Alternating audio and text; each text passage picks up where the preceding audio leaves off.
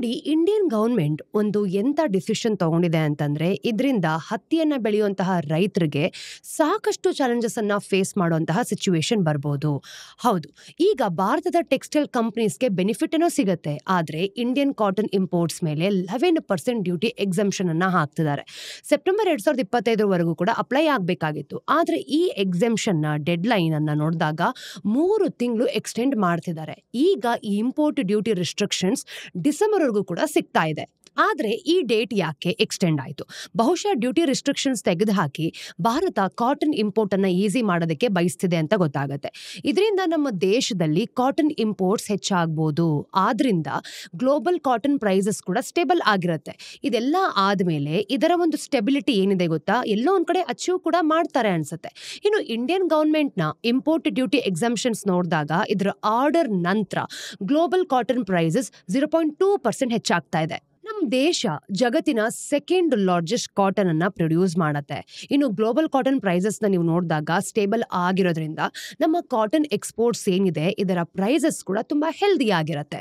ಆದ್ರೆ ಈ ಎಕ್ಸಂಪ್ಷನ್ ರಿಂದ ನಾವು ನೋಡಿದಾಗ ಭಾರತದ ಕಾಟನ್ ಫಾರ್ಮರ್ಸ್ ಮೇಲೆ ನೆಗೆಟಿವ್ ಪರಿಣಾಮ ಕೂಡ ಆಗ್ಬೋದು. ಸದ್ಯಕ್ಕೆ ಈ ಇಂಪೋರ್ಟ್ಸ್ ಮೇಲಿನ ಡ್ಯೂಟಿ ಎಕ್ಸಂಪ್ಷನ್ಸ್ ಕಾರಣದಿಂದನೇ ಕಾಟನ್ ನ ಲ್ಯಾಂಡ್ ಕಾಸ್ಟ್ ಕೂಡ ಲೋಕಲ್ ಸಪ್ಲೈಗಿಂತ 5-7% ಅಷ್ಟು ಕಡಿಮೆ ಇದೆ. ಭೂಮಿಯ ಕಾಸ್ಟ್ ಅಂತ ಅಂದ್ರೆ ಈಗ ಬೇರೆ ದೇಶದಿಂದ ನಮ್ಮ ದೇಶಕ್ಕೆ ತರಿಸ್ಕೊಳ್ಳುವಂತಹ ವಸ್ತುಗಳನ್ನ ನಾವು ಇಂಪೋರ್ಟ್ ಅಂತ ಹೇಳ್ತೀವಿ. ಇಂಪೋರ್ಟ್ಗೆ ಸಂಬಂಧಪಟ್ಟ ಎಲ್ಲಾ ಕಾಸ್ಟ್ ಗಳನ್ನ ಸೇರಿಸಿ ಕಾಟನ್ ನ ಅಂದ್ರೆ cost as a raw material ಅಂತ ಗೊತ್ತಾಗುತ್ತೆ. ಈ ಒಂದು ಲೋವರ್ ಇಂಪೋರ್ಟ್ ಪ್ರೈಸಸ್ ಕಾರಣದಿಂದನೇ ಲೋಕಲ್ ಕಾಟನ್ ಫಾರ್ಮರ್ಸ್ ಕೂಡ ಈ ಒಂದು ಪ್ರೈಸಿಂಗ್ ಪ್ರೆಷರ್ಸ್ ಏನಿರುತ್ತೆ ಅಲ್ವಾ, ಅದನ್ನ ಫೇಸ್ ಮಾಡಬಹುದು. ಒಂದ್ ಕಡೆ ನೀವೇ ಯೋಚನೆ ಮಾಡಿ, ಈ ತುಂಬಾ ಕಡಿಮೆ ಇಂಪೋರ್ಟ್ಸ್ ಕಾರಣದಿಂದ ನಮ್ಮ ದೇಶದ ಲೋಕಲ್ ಕಾಟನ್ ಫಾರ್ಮರ್ಸ್ಗೆ ಚಾಲೆಂಜಸ್ ಗಳನ್ನ ಎದುರಿಸಬೇಕಾಗತ್ತೆ. ಇನ್ನೊಂದ್ ಕಡೆ ನಾವು ನೋಡಿದಾಗ ಇದರಿಂದ ನಮ್ಮ ದೇಶಕ್ಕೆ ಅಂದ್ರೆ ಗಾರ್ಮೆಂಟ್ ಇಂಡಸ್ಟ್ರಿಗೆ ಲಾಭನೂ ಕೂಡ ಆಗತ್ತೆ. ಈಗ ಕಡಿಮೆ ಇಂಪೋರ್ಟ್ಸ್ ಕಾರಣದಿಂದ ಗಾರ್ಮೆಂಟ್ ಇಂಡಸ್ಟ್ರಿಯ ಪ್ಲೇಯರ್ಸ್ಗೆ ರಾ ಮೆಟೀರಿಯಲ್ ಕಾಸ್ಟ್ ನೀವು ನೋಡಿದಾಗ ಕಡಿಮೆ ಆಗುತ್ತೆ ಅಂತ ಗೊತ್ತಾಗುತ್ತೆ. ಇನ್ನು ಭಾರತದ ಈ ಒಂದು ಗವರ್ಮೆಂಟ್ ಇಂಡಸ್ಟ್ರಿಗೆ US ಮತ್ತೆ ಮೇಜರ್ ಎಕ್ಸ್ಪೋರ್ಟ್ ಡೆಸ್ಟಿನೇಷನ್ ಆಗಿದೆ ಅಂತಾನು ಇನ್ನೊಂದ್ ಕಡೆ ಅರ್ಥ ಆಗುತ್ತೆ. 2024 ನಾವು ನೋಡೋದಾದ್ರೆ US ಭಾರತದಿಂದ $22 ಬಿಲಿಯನ್ ಮೌಲ್ಯದ ಗಾರ್ಮೆಂಟ್ಸ್ ಅನ್ನ ಮತ್ತೆ ಜ್ಯುವೆಲರಿಯನ್ನ ಇಂಪೋರ್ಟ್ ಮಾಡ್ಕೊಂಡಿದೆ. ಇನ್ನು ಚೈನಾ ಆಗಿರ್ಬೋದು, ವಿಯಟ್ನಾಂ ಮತ್ತೆ ಬಾಂಗ್ಲಾದೇಶದ ನಂತರ ಭಾರತ ಸರಿಸುಮಾರು 5.8% ಮಾರ್ಕೆಟ್ ಶೇರ್ಸ್ ನೊಂದಿಗೆ US ಗಾರ್ಮೆಂಟ್ ಮಾರ್ಕೆಟ್ ನ 4th ಲಾರ್ಜೆಸ್ಟ್ ಪ್ಲೇಯರ್ ಆಗಿದೆ. ಬಹುಶಃ ಈ ಕಡಿಮೆ ಪ್ರೈಸಸ್ ಮೂಲಕ ನಾವು ನೋಡಿದಾಗ ನಮ್ಮ ಭಾರತ US ನ ಟ್ಯಾರಿಫ್ಸ್ ಅನ್ನ ಕೌಂಟರ್ ಮಾಡ್ಕೊಳ್ಳೋದಕ್ಕೆ ಸಾಧ್ಯನೂ ಕೂಡ ಆಗ್ಬಹುದು. ಕ್ಲಿಯರ್ಲಿ ಇಲ್ಲಿ ಏನ್ ಅರ್ಥ ಆಗುತ್ತೆ, ನಮ್ಮ ದೇಶದ ಕಾಟನ್ ಇಂಡಸ್ಟ್ರಿ ಬಹಳ ಕಾಂಪ್ಲಿಕೇಟೆಡ್ ಆಗಿದೆ ಅಂತ ಗೊತ್ತಾಗುತ್ತೆ. ನೋಡಿ, ಇವತ್ತಿನ ಈ ವಿಡಿಯೋದಲ್ಲಿ ನಾವು ಭಾರತದ ಈ ಕಾಂಪ್ಲೆಕ್ಸ್ ಇಂಡಸ್ಟ್ರಿಯ ಬೇರೆ ಬೇರೆ ಪ್ರೈಸಸ್ ಗಳ ಬಗ್ಗೆ ಅರ್ಥ ಮಾಡ್ಕೊಳ್ಳೋಣ. ಮೊದಲಿಗೆ ನಾವು ಈ ಇಂಡಸ್ಟ್ರಿಯ ಕರೆಂಟ್ ಚಾಲೆಂಜಸ್ ಅನ್ನು ಕೂಡ ಎಕ್ಸ್ಪ್ಲೋರ್ ಮಾಡ್ತೀವಿ. ಇದಾದ್ಮೇಲೆ ನಾವು ನಮ್ಮ ದೇಶಕ್ಕೆ ಕೆಲವು ಲಿಸ್ಟೆಡ್ ಟೆಕ್ಸ್ಟೈಲ್ ಕಂಪನೀಸ್ ನ ಆಪರೇಷನ್ಸ್ ಕೂಡ ಎಕ್ಸ್ಪ್ಲೋರ್ ಮಾಡೋಣ. ಅವರಿಗೆ ಕಾಟನ್ ಒಂದು ಮೇಜರ್ ರಾ ಮೆಟೀರಿಯಲ್ ಆಗಿದೆ. ಇನ್ನು ನಾವು ನೋಡಿದಾಗ ನಾವು ಭಾರತದ ಕಾಟನ್ ಫಾರ್ಮರ್ ನ ಕಂಡೀಷನ್ ಕೂಡ ಅರ್ಥ ಮಾಡ್ಕೊಳ್ಬೇಕಾಗತ್ತೆ. ಕೊನೆಯಲ್ಲಿ ನಾವು US ನ ಟ್ಯಾರಿಫ್ಸ್ ಮತ್ತೆ ಬೇರೆ ದೇಶಗಳ ಸ್ಟ್ರಾಟಜೀಸ್ ಕೂಡ ನೋಡ್ಕೊಂಬರೋಣ. ಸೊ ಎಲ್ಲಾ ವಿಷಯಗಳ ಬಗ್ಗೆನೂ ಕೂಡ ಡೀಟೇಲ್ ಆಗಿ ಅರ್ಥ ಮಾಡ್ಕೊಳ್ಳೋಣ. ಮೊದಲಿಗೆ ಇಂಡಿಯನ್ ಕಾಟನ್ ಇಂಡಸ್ಟ್ರಿ ಬಗ್ಗೆ ಸ್ವಲ್ಪ ಬ್ರೀಫ್ ಆಗಿ ಅರ್ಥ ಮಾಡ್ಕೊಳ್ಳೋಣ. ನಮ್ಮ ದೇಶ ವರ್ಷಕ್ಕೆ 2,94,00,000 ಬೇಲ್ಸ್ ಕಾಟನ್ ಅನ್ನ ಪ್ರೊಡ್ಯೂಸ್ ಮಾಡುತ್ತೆ. ಏನಿದು ಬೇಲ್ ಅಂದ್ರೆ, ನೋಡಿ, ಕಾಟನ್ ನ ಒಂದು 170 kg ಅಂತ ಏನ್ ಹೇಳ್ತೀವಿ ಅಲ್ಲ, ಅದ್ರದ್ದು ಬಂಡಲ್ ಅಂತ ಹೇಳ್ಬೋದು. ಇನ್ನು ಭಾರತದ ಕರೆಂಟ್ ಕಾಟನ್ ಪ್ರೊಡಕ್ಷನ್ ನೀವು ನೋಡಿದಾಗ 15 ವರ್ಷಗಳಲ್ಲೇ ಅತ್ಯಂತ ಕಡಿಮೆ ಆಗಿದೆ. ಇನ್ನು ಕನ್ಸಂಪ್ಷನ್ ವಿಷಯಕ್ಕೆ ನಾವು ಬಂದ್ರೆ ನಮ್ಮ ದೇಶ ಪ್ರತಿ ವರ್ಷಕ್ಕೆ 3,18,00,000 ಬೇಲ್ಸ್ ಕಾಟನ್ ಅನ್ನ ಕನ್ಸ್ಯೂಮ್ ಮಾಡುತ್ತೆ. ನೋಡಿ, ಈ ಒಂದು ಕಾಟನ್ ನಾವು ನೋಡೋದಾದ್ರೆ ಕನ್ಸಂಪ್ಷನ್ ಅಲ್ಲಿ 24 ಲಕ್ಷ ಬೇಲ್ಸ್ ನ ಡೆಫಿಸಿಟ್ ಇದೆ. ಈ ಡೆಫಿಸಿಟ್ ಅನ್ನ ಹ್ಯಾಂಡಲ್ ಮಾಡೋದಕ್ಕೆ ಭಾರತ ಇಂಪೋರ್ಟ್ಸ್ ಮೇಲೆ ಡಿಪೆಂಡ್ ಆಗಿರುತ್ತೆ. ನೋಡಿ, ನಮ್ಮ ದೇಶ ಕಾಟನ್ ಅನ್ನ ಏನ್ ಮಾಡುತ್ತೆ, ಆಸ್ಟ್ರೇಲಿಯಾ, ಬ್ರೆಜಿಲ್, US ಮತ್ತೆ ಆಫ್ರಿಕಾದಿಂದ ಸೋರ್ಸಸ್ ಮಾಡ್ಕೊಳ್ಳುತ್ತೆ. ಇನ್ನು ಕಾಟನ್ ಅಸೋಸಿಯೇಷನ್ ಆಫ್ ಇಂಡಿಯಾನ ನಾವು ನೋಡಿದಾಗ ಇದೊಂದು ಅತುಲ್ ಗಾಂತ್ರ ಪ್ರಕಾರ ಅಂದ್ರೆ ಫೈನಾನ್ಷಿಯಲ್ ಇಯರ್ 26ರಲ್ಲಿ ಭಾರತದ ಕಾಟನ್ ಇಂಪೋರ್ಟ್ ನಾವು ನೋಡಿದಾಗ 42 ಲಕ್ಷ ಬೇಲ್ಸ್ ನ ರೆಕಾರ್ಡ್ ಏನಿತ್ತು ಹೈ ಅಂತ ತಲುಪಬಹುದು ಅಂತ ಹೇಳಿದ್ರು. ನಮ್ಮ ದೇಶದ ಕಾಟನ್ ಪ್ರೊಡಕ್ಷನ್ ನಲ್ಲಿ ಇನ್ನೂ ಕೆಲವು ಇಶ್ಯೂಸ್ ಇದೆ ನೋಡಿ. 114.47 ಲ್ಯಾಕ್ಸ್ ಈ ಒಂದು ಹೆಕ್ಟರ್ ಕಲ್ಟಿವೇಬಲ್ ಅಂತ ಹೇಳ್ತೀವಿ ಗೊತ್ತಾ, ಅದರ ಒಂದು ಲ್ಯಾಂಡ್ ನೊಂದಿಗೆ ಭಾರತದ ಅಂದ್ರೆ ಇದ್ರ ಬಳಿ ಜಗತ್ತಿನ ಅತಿ ದೊಡ್ಡ ಕಾಟನ್ ಕಲ್ಟಿವೇಶನ್ ಏರಿಯಾ ಇದೆ. ಈ ಫೀಲ್ಡ್ಸ್ ನ ನೀವು ನೋಡಿದಾಗ ಇದರಲ್ಲಿ ಸುಮಾರು 60 ಲಕ್ಷ ಕಾಟನ್ ಫಾರ್ಮರ್ಸ್ ಕೆಲಸ ಮಾಡ್ತಾರೆ, ಅಂದ್ರೆ ಹತ್ತಿಯನ್ನ ಬೆಳೆಯುವಂತಹ ರೈತರು. ಆದ್ರೂ ನಾವು ಕಾಟನ್ ಕನ್ಸಪ್ಷನ್ ಅನ್ನ ಡೊಮೆಸ್ಟಿಕ್ ಪ್ರೊಡಕ್ಷನ್ ಇಂದ ಫುಲ್ಫಿಲ್ ಮಾಡೋದಕ್ಕೆ ಸಾಧ್ಯನೇ ಆಗ್ತಿಲ್ಲ ನೋಡಿ. ಇನ್ನೊಂದ್ ಕಡೆ ನಾವು ನೋಡಿದಾಗ 437 ಕಿಲೋಗ್ರಾಮ್ಸ್ ಪರ್ ಹೆಕ್ಟರ್ ನೊಂದಿಗೆ ನಮ್ಮ ಪ್ರೊಡಕ್ಟಿವಿಟಿ ಏನಿದೆ ಅದನ್ನ ರ್ಯಾಂಕ್ ಮಾಡೋದ್ರ ಜೊತೆಗೆ ಗ್ಲೋಬಲಿ 40ನೇ ಸ್ಥಾನದಲ್ಲಿ ಇದೀವಿ. ಇನ್ನು ಆಸ್ಟ್ರೇಲಿಯಾ ಮತ್ತೆ US ಅಂತಹ ದೇಶಗಳ ಪ್ರೊಡಕ್ಷನ್ ಭಾರತದ ಟ್ರಿಪಲ್ ಇದೆ. ಹಾಗಾದ್ರೆ ನಮ್ಮ ದೇಶದ ಬಳಿ ಅತಿ ದೊಡ್ಡ ಕಾಟನ್ ಕಲ್ಟಿವೇಶನ್ ಏರಿಯಾ ಇದ್ರೂ ಕೂಡ ನಮ್ಮ ಒಂದು ಕಾಟನ್ ಪ್ರೊಡಕ್ಷನ್ ಇಷ್ಟು ಕಡಿಮೆ ಯಾಕೆ ಅಂತಂದ್ರೆ ಇಂಡಿಯನ್ ಅಗ್ರಿಕಲ್ಚರ್ ಅಂತ ಬಂದಾಗ ಮಾನ್ಸೂನ್ ಮೇಲೆ ಡಿಪೆಂಡ್ ಆಗಿದೆ, ಅದಕ್ಕೋಸ್ಕರನೇ. ಇನ್ನು ಕಾಟನ್ ವಿಷಯಕ್ಕೆ ನಾವು ಬರ್ತೀವಿ ಅಂದ್ರೂ ಕೂಡ ಭಾರತದ ಕಾಟನ್ ಫೀಲ್ಡ್ಸ್ ಗಳ 67% ಫೀಲ್ಡ್ಸ್ ಏನಿದೆ ಇದು ಮಾನ್ಸೂನ್ ಅಂದ್ರೆ ಮಳೆ ಮೇಲೆನೆ ಡಿಪೆಂಡ್ ಆಗಿರೋದು. ಇನ್ನು ನಮ್ಮ ದೇಶದ ಮಾನ್ಸೂನ್ ನಾವು ನೋಡಿದಾಗ ತುಂಬಾ ಅನ್ಸ್ಟೇಬಲ್ ಆಗಿದೆ ಅಲ್ವಾ. ನಮ್ಮ ಒಂದು ಕಾಟನ್ ಇಂಡಸ್ಟ್ರಿ ನೀವು ನೋಡಿದಾಗ ಅಥವಾ ರೈತರು ಕೂಡ ಇದ್ರ ಮೇಲೆ ಡಿಪೆಂಡ್ ಆಗಿರ್ಬೇಕಾಗತ್ತೆ. ಒಂದ್ ವೇಳೆ ಮಾನ್ಸೂನ್ ವೀಕ್ ಆಯ್ತು ಅಂತ ಅನ್ಕೊಳ್ಳಿ, ಈ ಬೆಳೆಗಳೆಲ್ಲನೂ ಕೂಡ ಫೇಲ್ ಆಗೋಗುತ್ತೆ, ಬೆಳೆ ಬೆಳೆಯೋದಕ್ಕೆ ಆಗೋದಿಲ್ಲ. ಒಂದ್ ವೇಳೆ ಜಾಸ್ತಿ ಬೆಳೆ ಬಂದ್ರೆ ಕಾಟನ್ ನ ಕ್ವಾಲಿಟಿ ಹಾಳಾಗೋಗುತ್ತೆ. ಈ ಇನ್ಸ್ಟೆಬಿಲಿಟಿ ಜೊತೆಗೆ ಈ ಇಂಡಸ್ಟ್ರಿಲಿ ನೀವು ನೋಡಿದಾಗ ಮತ್ತೊಂದು ಚಾಲೆಂಜ್ ಇದೆ, ಅದೇ ಆರ್ಟಿಫಿಷಿಯಲ್ ಇನ್ಫ್ಲೇಷನ್ ಅಂತ ಹೇಳ್ಬೋದು ನೋಡಿ. ಭಾರತ ಸರ್ಕಾರ ಈ ಒಂದು ರೈತರನ್ನ ಏನ್ ಮಾಡ್ತಾರೆ, ಪ್ರೊಟೆಕ್ಟ್ ಮಾಡಬೇಕು ಅಂತ ಕಾಟನ್ಗೆ MSP ಅಂದ್ರೆ ಮಿನಿಮಮ್ ಸಪೋರ್ಟ್ ಪ್ರೈಸ್ ಅನ್ನ ಸೆಟ್ ಮಾಡ್ಕೊಂಡಿದೆ. ಕಾಟನ್ ನಲ್ಲಿ 2 ಗ್ರೇಡ್ಸ್ ಇದೆ, ಮೀಡಿಯಂ ಸ್ಟೇಪಲ್ ಅಂತ ಹೇಳ್ಬೋದು, ಇನ್ನೊಂದು ಲಾಂಗ್ ಸ್ಟೇಪಲ್. ನೋಡಿ, ಇದು ಕಾಟನ್ ಫ್ಯಾಬ್ರಿಕ್ ನ ಒಂದು ಬೋಲ್ಟ್ ಅಥವಾ ರೋಲ್ ನಲ್ಲಿರುವ ಕಾಟನ್ ಫೈಬರ್ ಇರುತ್ತೆ ಗೊತ್ತಾ, ಅದರ ಲೆಂತ್ ಅಂತ ಹೇಳ್ಬೋದು. ಮೀಡಿಯಂ ಸ್ಟೇಪಲ್ ನ ಕರೆಂಟ್ MSP ನೀವು ನೋಡಿದಾಗ 7,710 ರೂಪಾಯಿ ಪರ್ ಕ್ವಿಂಟಲ್ ಅಂತ ಬರುತ್ತೆ. ಇನ್ನು ಲಾಂಗ್ ಸ್ಟೇಪಲ್ ನ ನಾವು ನೋಡಿದಾಗ 8,110 ರೂಪಾಯಿ ಪರ್ ಕ್ವಿಂಟಲ್. ಇದು 2025 ಮತ್ತು 26 ಸೀಸನ್ ಗಿಂತ 8.27% ಮತ್ತೆ 7.83% ಹೆಚ್ಚಾಗಿದೆ ನೋಡಿ. ಈ MSP ಗಳಿಂದ ಕಾಟನ್ ಫಾರ್ಮರ್ಸ್ಗೆ ತಮ್ಮ ಹಾರ್ವೆಸ್ಟ್ಗೆ ಫೇರ್ ಪ್ರೈಸ್ ಏನೋ ಸಿಗುತ್ತೆ, ಆದ್ರೆ ಇದರಿಂದ ಡೊಮೆಸ್ಟಿಕ್ ಕಾಟನ್ ನೀವು ನೋಡಿದಾಗ ಇಂಪೋರ್ಟೆಡ್ ಕಾಟನ್ ಗಿಂತ ತುಂಬಾ ಕಾಸ್ಟ್ಲಿ ಆಗಿರುತ್ತೆ. Cotton corporation of India 37,437 crores ರೂಪಾಯಿಗಳಿಗೆ ಈ ಸೀಸನ್ ನಲ್ಲಿ ಸುಮಾರು 1 crores ಬೇಲ್ಸ್ ಅನ್ನ ಖರೀದಿ ಮಾಡಕ್ಕೆ ಆಪರ್ಚುನಿಟಿ ಕೊಟ್ಟಿದ್ದಾರೆ. ಇದರಲ್ಲಿ 73 ಲಕ್ಷ ಬೇಲ್ಸ್ ಅನ್ನ ವಾಪಸ್ ಮಾರ್ಕೆಟ್ ಅಲ್ಲಿ ಸೇಲ್ ಮಾಡಿದ್ದಾರೆ. ಬೇಸಿಕ್ಲಿ ನಾವು ನೋಡಿದಾಗ ಕಾಟನ್ ಕಾರ್ಪೊರೇಷನ್ ಆಫ್ ಇಂಡಿಯಾ ಒಂದು ಪ್ರೈಸ್ ಕಂಟ್ರೋಲಿಂಗ್ ಮೆಕ್ಯಾನಿಸಮ್ ಈ ರೀತಿ ಕೆಲಸ ಮಾಡುತ್ತೆ. ಇದರಿಂದ ಅರ್ಥ ಆಗೋದೇನು, ರೈತರಿಗೆ MSPಗೆ ಕಾಟನ್ ಅನ್ನ ಪರ್ಚೇಸ್ ಮಾಡಿಕೊಂಡು ಅದನ್ನ ಮಾರ್ಕೆಟ್ ನಲ್ಲಿ ಮಾರಾಟ ಮಾಡಬಹುದು ಅಂತ.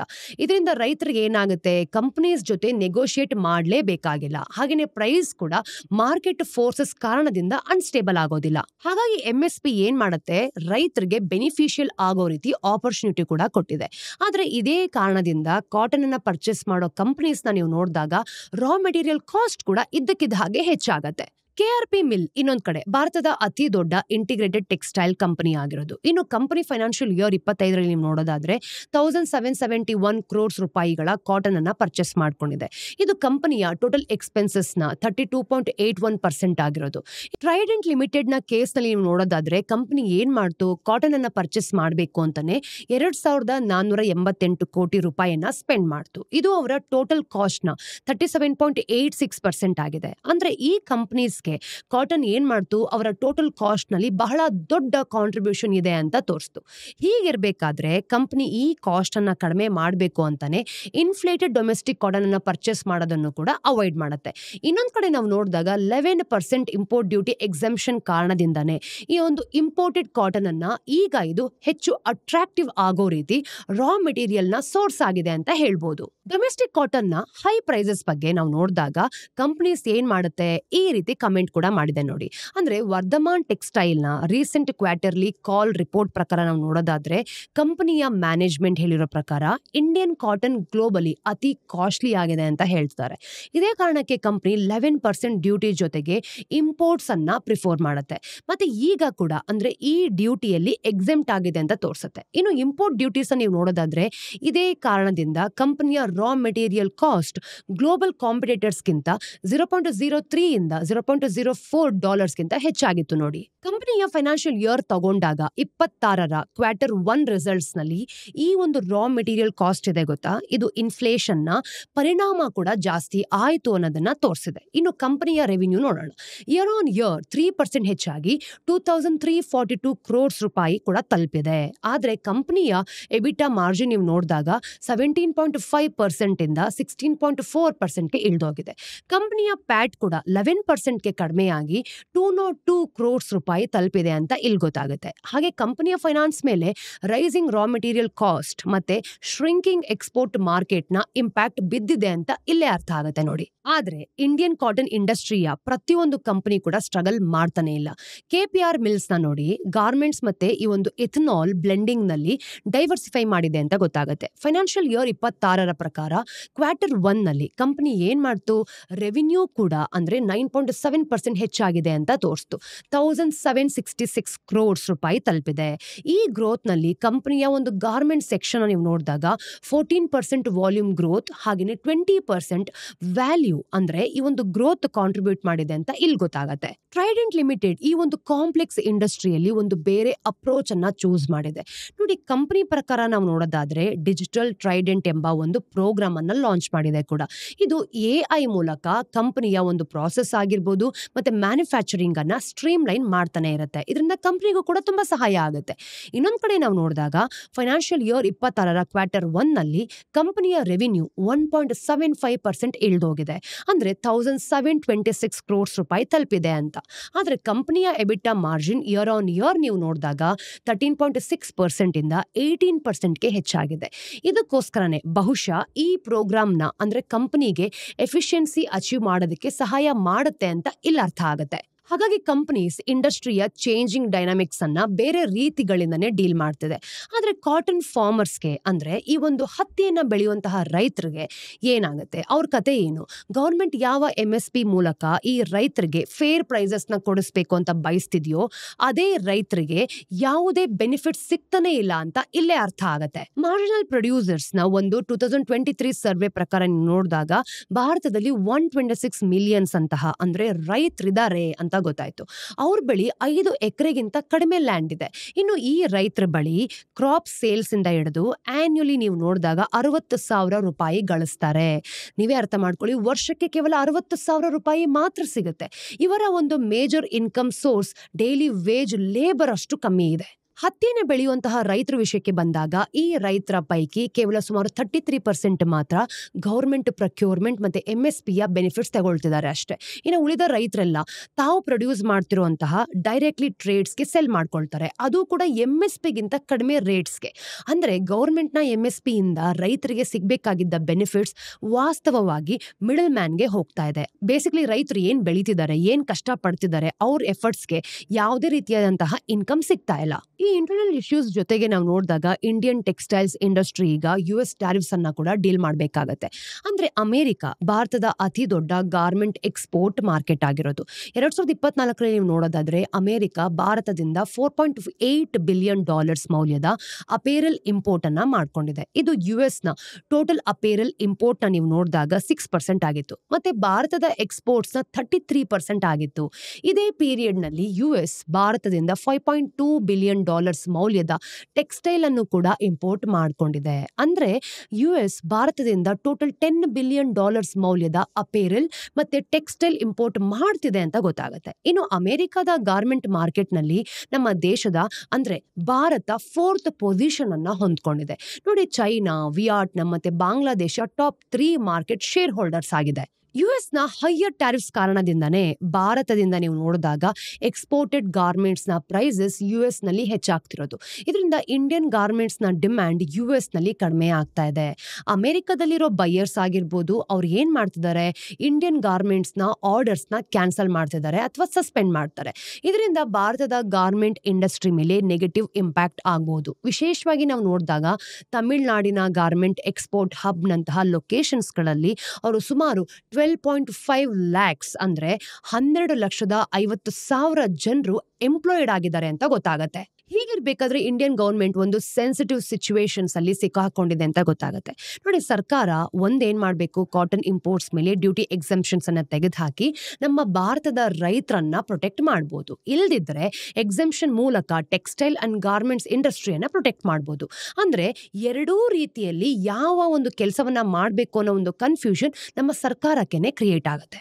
ಮತ್ತೆ ಭಾರತದ ಕಾಟನ್ ಇಂಡಸ್ಟ್ರಿ ನೀವು ನೋಡಿದಾಗ ಈ ಒಂದು ಕಾಂಪ್ಲೆಕ್ಸಿಟೀಸ್ ಜೊತೆ ಡೀಲ್ ಮಾಡ್ತಿರ್ಬೇಕಾದ್ರೆ ಬೇರೆ ದೇಶಗಳು ಏನ್ ಮಾಡ್ತಾರೆ, ಇಂಟ್ರೆಸ್ಟಿಂಗ್ ಆಗಿರೋ ಸ್ಟ್ರಾಟಜೀಸ್ ಅನ್ನ ಇಂಪ್ಲಿಮೆಂಟ್ ಮಾಡ್ಕೊಳ್ತಾರೆ. ಫಾರ್ ಎಕ್ಸಾಂಪಲ್, ಪಾಕಿಸ್ತಾನದ ವಿಷಯಕ್ಕೆ ನಾವು ಬಂದಾಗ ಕಳೆದ ವರ್ಷ ಇದು ಜಗತ್ತಿನ ಅತಿ ದೊಡ್ಡ US ಕಾಟನ್ ಬಯರ್ ಆಗಿತ್ತು. ಪಾಕಿಸ್ತಾನ ಏನ್ ಮಾಡ್ತು, US ನ ಕಾಟನ್ ಅನ್ನ ಡ್ಯೂಟಿ ಫ್ರೀ ಇಂಪೋರ್ಟ್ ಮಾಡ್ಕೊಂಡಿದೆ. ಇನ್ನು ಪಾಕಿಸ್ತಾನದ ಕಾಟನ್ ಪ್ರೊಡಕ್ಷನ್ ನೀವು ನೋಡೋದಾದ್ರೆ ಭಾರತಕ್ಕಿಂತ ಕಡಿಮೆ ಆಗಿತ್ತು. ಆದ್ರೆ ಈ ಇಂಪೋರ್ಟ್ಸ್ ಮೂಲಕ ಅವರ ಟೆಕ್ಸ್ಟೈಲ್ ಇಂಡಸ್ಟ್ರಿಗೆ ತುಂಬಾ ಕಡಿಮೆಯ ರಾ ಮೆಟೀರಿಯಲ್ಸ್ ಕೂಡ ಸಿಗ್ತಾ ಇದೆ. ಪಾಕಿಸ್ತಾನಕ್ಕೆ ಈ ಮೂವ್ ನಿಂದ 2 ಅಡ್ವಾಂಟೇಜ್ ಕೂಡ ಸಿಗ್ಬೋದು. ಒಂದು, ಪಾಕಿಸ್ತಾನದ ಇಂಪೋರ್ಟ್ಸ್ ಮೇಲೆ US ಕೇವಲ 19% ಇಂಪೋರ್ಟ್ ಡ್ಯೂಟಿ ಹಾಕತ್ತೆ. ಮತ್ತು ಅಷ್ಟು ಮಾತ್ರ ಅಲ್ಲ, ಡ್ಯೂಟಿ ಫ್ರೀ ಕಾಟನ್ ಇಂಪೋರ್ಟ್ಸ್ ಇಂದ ನೀವು ನೋಡಿದಾಗ ದೇಶದ ರಾ ಮೆಟೀರಿಯಲ್ ಕಾಸ್ಟ್ ಕೂಡ ಕಡಿಮೆ ಆಗತ್ತೆ. ಹಾಗಾಗಿ ಪಾಕಿಸ್ತಾನ ಏನ್ ಮಾಡುತ್ತೆ, ಅಮೆರಿಕದಲ್ಲಿ ತನ್ನ ಗೂಡ್ಸ್ ಅನ್ನ ಕಡಿಮೆ ಪ್ರೈಸ್ಗೆ ಮಾರಾಟ ಮಾಡೋದಕ್ಕೆ ಸಾಧ್ಯ ಆಗುತ್ತೆ ಕೂಡ. ಇದರಿಂದ ಅಮೆರಿಕದಲ್ಲಿ ಪಾಕಿಸ್ತಾನಿ ಟೆಕ್ಸ್ಟೈಲ್ ಇಂಪೋರ್ಟ್ಸ್ ನ ಡಿಮ್ಯಾಂಡ್ ಹೆಚ್ಚಾಗತ್ತೆ. ನೀವೇ ಯೋಚನೆ ಮಾಡಿ, ಪಾಕಿಸ್ತಾನದ ಟೆಕ್ಸ್ಟೈಲ್ ಕಂಪನೀಸ್ ನ ರಾ ಮೆಟೀರಿಯಲ್ ಕಾಸ್ಟ್ ಕಡಿಮೆ ಆಗೋದ್ರಿಂದ ಅವರ ಮಾರ್ಜಿನ್ಸ್ ಕೂಡ ಇಂಪ್ರೂವ್ ಆಗಬಹುದು. ಬಾಂಗ್ಲಾದೇಶ ಇಂಡಿಯನ್ ಕಾಟನ್ ನ ಅತಿ ದೊಡ್ಡ ಬೈಯರ್ ಆಗಿದೆ. ಇನ್ನು ಫೈನಾನ್ಷಿಯಲ್ ಇಯರ್ 13 ನೀವು ನೋಡೋದಾದ್ರೆ ಅಂದ್ರೆ 24ವರೆಗೂ ಕೂಡ ಬಾಂಗ್ಲಾದೇಶದ ಭಾರತದ ಕಾಟನ್ ಎಕ್ಸ್ಪೋರ್ಟ್ಸ್ ನಲ್ಲಿ ಶೇರ್ 16% ಇಂದ 34% ಹೆಚ್ಚಾಗಿದೆ. ಆದ್ರೆ ರೀಸೆಂಟ್ ಪೊಲಿಟಿಕಲ್ ಅನ್ರೆಸ್ಟ್ ಕಾರಣದಿಂದ ಬಾಂಗ್ಲಾದೇಶದ ಜೊತೆ ನಡೀತಿರೋ ಭಾರತದ ಟ್ರೇಡ್ ಟೆನ್ಷನ್ ಕಾರಣದಿಂದಾನೇ ಭಾರತದ ಈ ಒಂದು ಕಾಟನ್ ಎಕ್ಸ್ಪೋರ್ಟ್ ನ ನೀವು ನೋಡಿದಾಗ ಈ ಒಂದು ಇಂಡಸ್ಟ್ರಿಗೆ ಖಂಡಿತವಾಗ್ಲೂ ಕೂಡ ತೊಂದರೆ ಆಗ್ಬೋದು. ಭಾರತ ಜಗತ್ತಿಗೆ ಕಾಟನ್ ನ ಕೊಟ್ಟಿದೆ. ಕಾಟನ್ ನ ಒಂದು ಟೈಪ್ ನ ನೀವು ನೋಡಿದಾಗ ಕ್ಯಾಲಿಕೋದ ಅಂದ್ರೆ ಹೆಸರು ಕೂಡ ಭಾರತದ ಕೋಝಿಕೋಡ್ ನಿಂದ ಬಂದಿರೋದು. ಕೋಝಿಕೋಡ್ಗೆ ಬ್ರಿಟಿಷ್ ರೂಲ್ ಸಮಯದಲ್ಲಿ ಅಂದ್ರೆ ಕ್ಯಾಲಿಕಟ್ ಅಂತ ಹೆಸರಿಡಲಾಯಿತು. ಇದು ಆ ಒಂದು ಪೋರ್ಟ್ ಸಿಟಿಯ ಹೆಸರಾಗಿತ್ತು ಕೂಡ.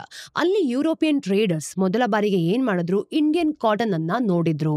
ಹಲವು ವರ್ಷಗಳ ಕಾಲ ಇಡೀ ಜಗತ್ತಿಗೆ ಅಂದ್ರೆ ಬಟ್ಟೆಗಳು ಏನ್ ಮಾಡ್ತಾ ಇತ್ತು, ಇಂಡಿಯನ್ ಕಾಟನ್ ಇಂದಾನೇ ಮಾಡಲಾಗ್ತಾ ಇತ್ತು. ಯುರೋಪಿಯನ್ ಟ್ರೇಡರ್ಸ್ ಮೊದಲ ಬಾರಿಗೆ ಇಂಡಿಯನ್ ಕಾಟನ್ ಅನ್ನ ನೋಡಿದ ಎಲ್ಲಿ ಗೊತ್ತಾ, ಕ್ಯಾಲಿಕಟ್ ಅಲ್ಲಿ. ಹಲವು ವರ್ಷಗಳ ಕಾಲ ಇಡೀ ಜಗತ್ತಿನ ಬಟ್ಟೆಗಳು ಇಂಡಿಯನ್ ಕಾಟನ್ ಇಂದಾನೇ ಮಾಡ್ತಾ ಇದ್ರು.